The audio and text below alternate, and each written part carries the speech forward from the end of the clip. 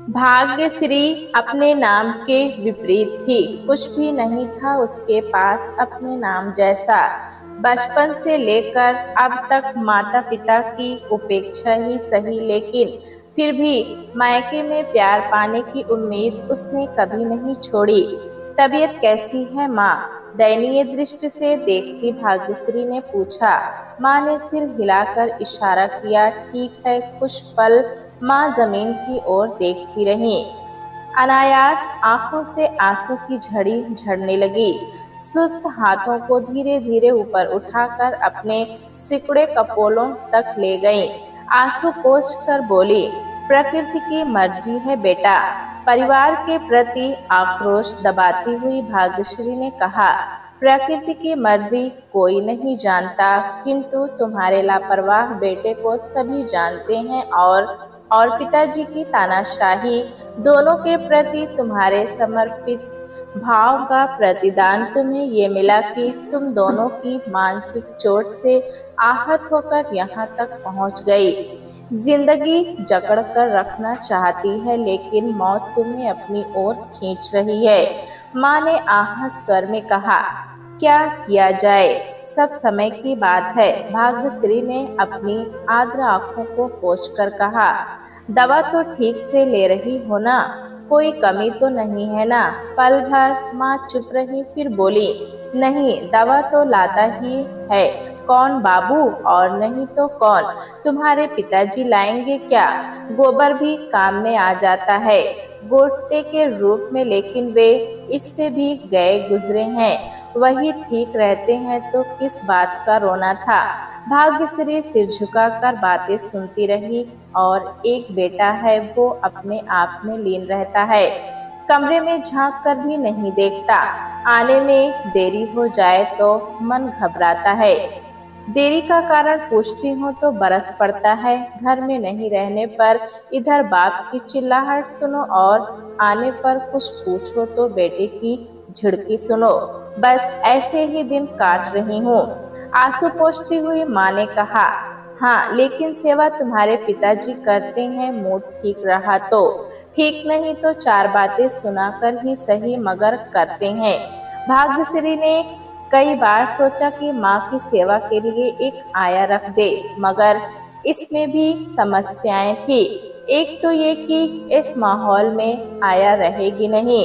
हर वक्त तनाव की स्थिति, बाप बेटे के बीच वाक युद्ध, अशांति ही अशांति।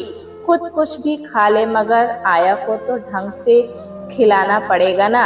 दूसरा ये कि भाग्यश्री की सहायता घर वाले स्वीकार करेंगे। इन सब कारणों से वो लाचार थी। वो माँ के पास बैठी थी, तभी उसके पिताजी आए। औपचारिकतावश भाग्यश्री ने प्रणाम किया, फिर चुपचाप बैठी रही। भाग्यश्री ने अपने पिताजी की ओर देखा। उनके चेहरे पर क्रोध का भाव था। निस्संदेह वो भाग्यश्री के प्रति था। पिछले 10 वर्षों में वो बहुत कम यहाँ आई थी। जब उसने अपनी मर्जी से शादी की, पिताजी ने उसे त्याग दिया था। माँ भी पिताजी का समर्थन करती, किंतु माँ तो माँ होती है। माँ अपना मोह त्याग नहीं पाई थी। शादी भी एक संयोग था। स्नेह दीप के बिना जीवन अंधकार में रहता है। प्रकाश की खोज करना हर व्यक्ति की प्रवृत्ति है। व्यक्ति को अगर अपने परिवेश में स्नेह न मिले तो बूंद भर स्नेह की लालसा लिए उसकी दृष्टि आकाश को निहारती है। शायद स्वाति बूंद उस पर गिर पड़े। जहाँ आशा बंधती है, वहाँ वो खुद भी बंध जाता है। भाग्यश्री के साथ भी कुछ ऐसी ही बात थी। नाम के विपरीत विधाता का लिखा दोष किसका है? इस सर्वेक्षण का अब समय नहीं रहा, लेकिन एक और जहां भाग्यश्री का खूबसूरत न होना उसके बुरे समय का कारण बना, वहीं दूसरी ओर पिता का गुस्सैल स्वभाव भी। कभी भी उन्होंने घर की परिस्थिति को देखा ही नहीं। बस जो चाहिए मिलना चाहिए, अन्यथा घर सिर पर उठा लेते। घर की विषम परिस्थितियों ने ही भाग्यश्री को समझदार बना दिया। न कोई इच्छा न शौक, बस उदासीनता की चादर ओढ़कर वो वर्तमान में जीती गई। परिश्रमी तो वो बचपन से ही थी।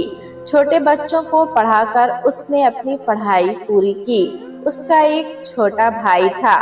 बहुत मन्नत के बाद उसका जन्म हुआ था, इसीलिए उसे पाकर माता पिता का दर्द आसमान छूने लगा था। पुत्र के प्रति आसक्त और भाग्यश्री के प्रति विरक्त ये इस घर की पहचान थी। लेकिन उसे अपने एकांत जीवन से कभी ऊब नहीं हुई, बल्कि अपने एकांकीपन को उसने जीवन का पर्याय बना लिया था।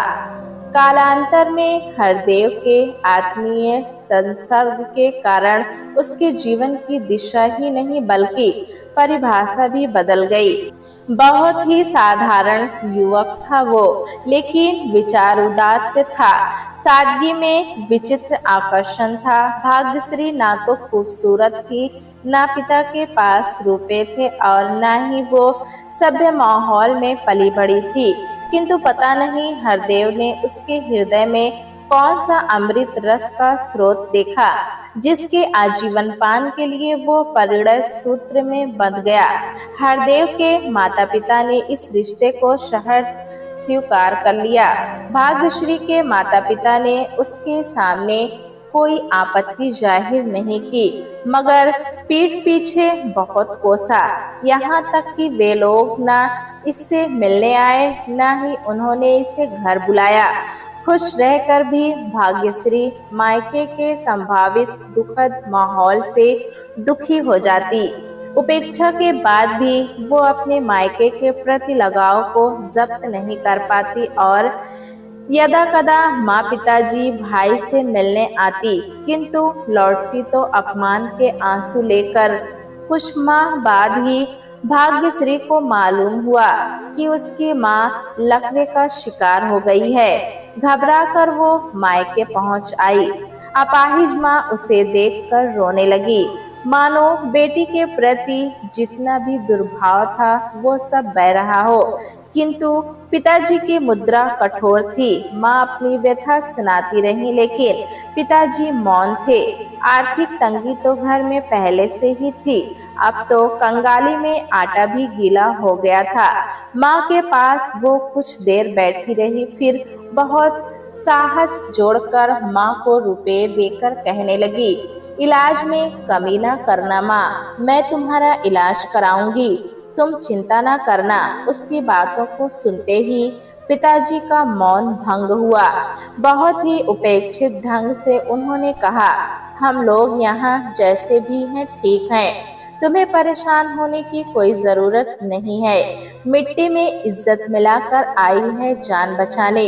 विकृत भाव चेहरे पर आच्छादित था। कुछ पल चुप रहे, फिर उन्होंने कहा, तुम्हारे आने पर ये रोएगी ही, इसीलिए ना आओ तो ही अच्छा रहेगा। घर में उसकी उपेक्षा नई बात नहीं थी। आंसू भरी आंखों से माँ को देखती हुई उदासी के साथ वो वापस लौट गई। माता पिता ने उसे त्याग दिया, मगर वो त्याग नहीं पाई थी। इस बार 5वीं बार वो सहमी सहमी माँ के घर आई थी। इस बार ना उसे उपेक्षा की चिंता थी, ना पिताजी के क्रोध का डर था और न आने पर संकोच। माँ के दुख के आगे सभी मौन थे। उसे याद आई छोटे भाई के प्रति माता पिता का लगाव देखकर वो यही समझ बैठी थी कि ये घर उसका नहीं, खिलौने आए तो उस भाई के लिए ही। उसे याद नहीं कि उसने कभी खिलौनों से खेला भी था। खीर बनी तो पहले भाई ने ही खाई, उसके खाने के बाद ही उसे मिली। माँ से पूछती, हर बार उसी की सुनी जाती, मेरी बात क्यों नहीं? गलती अगर बाबू करे तो दोषी मैं ही हूँ, क्यों? लापरवाही के साथ बड़े गर्व से माँ कहते, उसकी बराबरी करोगी, वो बेटा है, मरने पर पिंडदान करेगा। माँ के इस दुर्भाव को वो नहीं भूली। पति के घर में हर सुख होने के बाद भी वो अतीत से निकल नहीं पाई।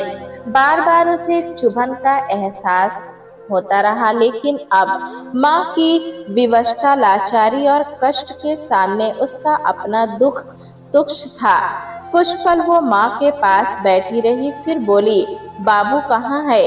बचपन से ही वो भाई को बाबू बोलती आई थी, यही उसे सिखाया गया था। होगा अपने कमरे में, विरक्त भाव से माँ ने कहा। भाग्यश्री कमरे में जाकर बाबू के पास बैठ गई। पत्थर पर फूल की क्यारी लगाने की लालसा में उसे कुछ पल अपलक देखती रही, फिर साहस समेट कर बोली, आज तक इस घर ने मुझे कुछ भी नहीं दिया है। बहन बेटी को देना बड़ा पुण्य का काम होता है। बाबू आश्चर्य से उसे देखने लगा, क्योंकि किसी से कुछ मांगना उसका स्वभाव नहीं था। क्या कहती हो दीदी, क्या दूं? बाबू ने पूछा, मन का चैन याचक बनकर उसने कहा। बाबू चुप रहा। बाबू के चेहरे का भाव पढ़कर उसने आगे कहा, देखो बाबू, हम दोनों यहीं पले बढ़े, लेकिन तुम्हें याद है, माँ पिताजी का सारा ध्यान तुम ही पर रहता था। तुम ही उनके लिए सब कुछ हो। उनके विश्वास का मान रख लो, मुझे मेरे मन का चैन मिल जाएगा। बोलते बोलते उसका गला भर आया। कुछ रुककर फिर बोली, याद है ना, माँ तुम्हें छिप कर पैसा देती थी जलेबियां खाने के लिए। मैं मांगती तो कहती, इसकी बराबरी करोगी? ये बेटा है, आजीवन मुझे देखेगा, और मैं चुप हो जाती थी। माँ के इस प्रेम का मान रख लो बाबू। पहले उसके दुर्भाव पर दुख होता था, और अब उसकी विवशता पर दुख मेरे समय में ही रहा। तुम क्या कह रही हो? मैं समझ नहीं पा रहा हूँ। कुछ खींचकर बाबू ने कहा, क्या कमी करता हूँ? दवा, उचित खाना पीना सभी तो हो रहा है। क्या कमी है? आत्मीयता की कमी है, भाग्यश्री का संक्षिप्त उत्तर था। चोर बोले जोर से, ये लोकोक्ति प्रसिद्ध है। खींचकर बाबू बोला, हाँ हाँ, मैं गलत हूँ, मगर तुमने कौन सी आत्मीयता दिखाई? आज भी कोई पूछता है कि भाग्यश्री कैसी है, तो लगता है कि व्यंग से पूछ रहा है। बाबू की ये बात उसे चुभ गई, आंखें नम हो गई, मगर धीरे से कहने लगी, हाँ, मैंने गलत काम किया है। तुम लोगों के सताने पर भी मैंने आत्महत्या नहीं की, बल्कि जिंदगी को तलाशा है। यही गलती हुई है ना? बाबू चुप रहा। देखो बाबू, भरे हुए कंठ से उसने कहा, बहस नहीं करो।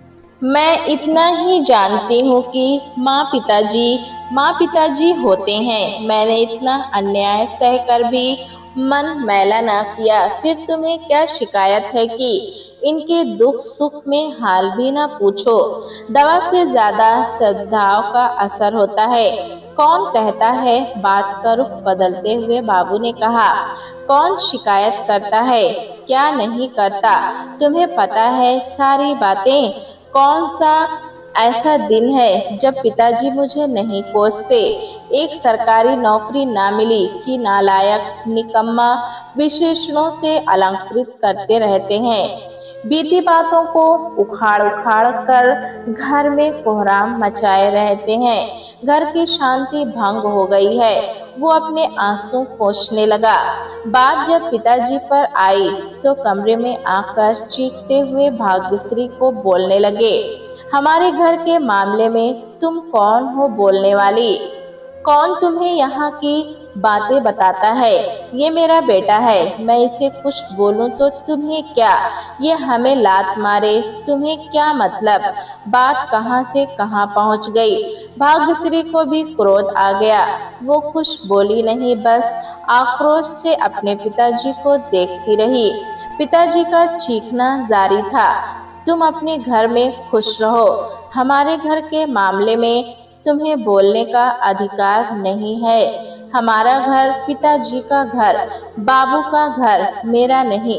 हाँ, पहले भी तो नहीं था, और अब शादी के बाद? भाग्यश्री मन में सोच रही थी।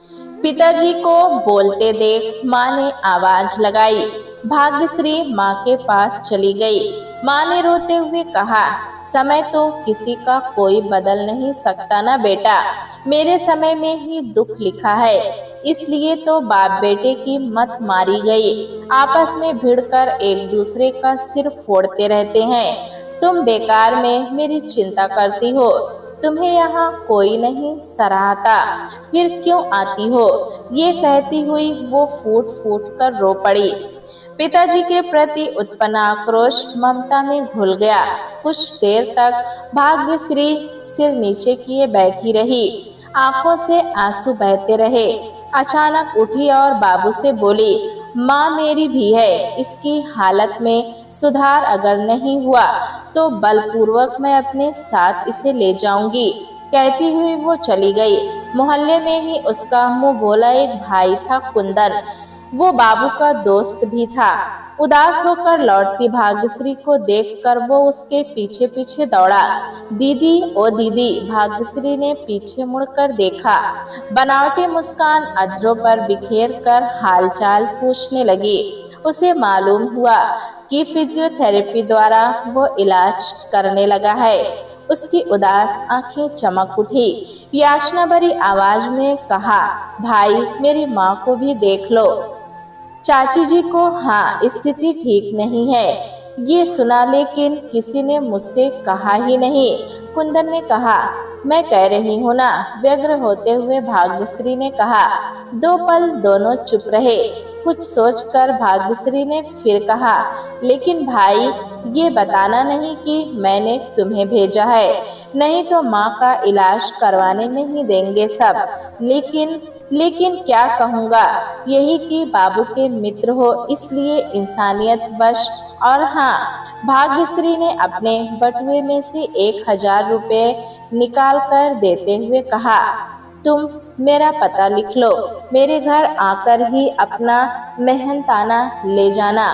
कुंदन उसे देखता रहा। भाग्यश्री की आंखों में कृतज्ञता छाई थी। बोली, भाई तुम्हारा एहसान मैं याद रखूंगी, बस मेरी माँ को ठीक कर दो। कुंदन सिर हिलाकर कह रहा था, ठीक है। 2 माह बाद वो फिर से मायके आई। हालांकि कुंदन से उसे मालूम हो गया था कि माँ की स्थिति में बहुत सुधार हुआ है, फिर भी वो देखना चाहती थी। भाग्यश्री के मन में एक अज्ञात भय था, जैसे कोई किसी दूसरे के घर में प्रवेश कर रहा हो, वो भी चोरी चोरी। जैसे जैसे घर निकट आ रहा था, उसके कदम की गति धीमी होती जा रही थी और हृदय की धड़कन बढ़ती जा रही थी। वहां पहुंचकर उसने बरामदे में झांका। माँ, पिताजी और बाबू तीनों बैठकर चाय पी रहे थे। सभी बहुत खुश थे, आपस में बातें करते हुए हंस रहे थे। भाग्यश्री ने शायद ही कभी ऐसा दृश्य देखा होगा। भाग्यश्री वहीं ठहर गई। उसने अपने भाई से मन का चैन मांगा था, भाई ने उसे दे दिया। मायके से प्राप्त उपेक्षा तो उसका दुख था ही, लेकिन ये मन का चैन उसका सुख था। ठीक ही है, उसने सोचा, मैं तो इस घर के लिए कभी थी ही नहीं, फिर अपना स्थान क्यों ढूंढूं? आज मन का चैन मिला, इससे बड़ा मायके का उपहार क्या होगा? मन का चैन लेकर वो वहीं से वापस लौट आई। बिन बुलाए कभी न जाने के लिए बाहर निकलकर नम आंखों से अपने मायके का घर देख रही थी। अनायास उसके अधरों पर वेदना के साथ एक मुस्कान दौड़ आई। उंगली से इशारा करती हुई भरे हुए कंठ से वो बुदबुदाई, मुझे पता है पिताजी, एक दिन आप मुझे बुलाएंगे जरूर। मन का चैन पाकर वो खुश थी, किंतु मायके के विद्रोह से उसका अंतर्मन बिलख रहा था। उसने मन से पूछा, लेकिन कहाँ बुलाएंगे? मन ने उत्तर भी दे दिया, जल्द ही बुलाएंगे। अपनी आंखों को पोंछती हुई वो अचानक मुड़ी और अपने घर की तरफ चल दी। मन में विश्वास था कि एक दिन बुलावा आएगा जरूर। हाँ, बुलावा आएगा जरूर। प्यारे दोस्तों, कहानी कैसी लगी हमें कमेंट में ज़रूर बताएं। चैनल पे नए हैं तो एक लाइक और सब्सक्राइब करना ना भूलें।